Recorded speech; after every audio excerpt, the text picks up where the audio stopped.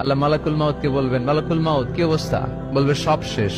মাইয়াপ্পা, কে বাকি? মালাকুল মাউত বলবে জিনেরা বাকি, যাদেরকে দেখা যায় না। আল্লাহ বলবেন জিনদেরকেও শেষ করে ফেলো, রুহু কবজ করো। মালাকুল মাউত আজরাইল জিনদের রুহু কবজ করবে। আল্লাহ এবার জিজ্ঞেস করবে, ইয়া মালাকাল মাউত আখবিরনি মাইয়াপ্পা, এবার বলো আর কে বাকি? মালাকুল মাউত বলবে, আল্লাহ মানুষগুলো সব শেষ, জিনগুলাও শেষ, এবার বাকি ইবলিস শয়তান। কে বাকি?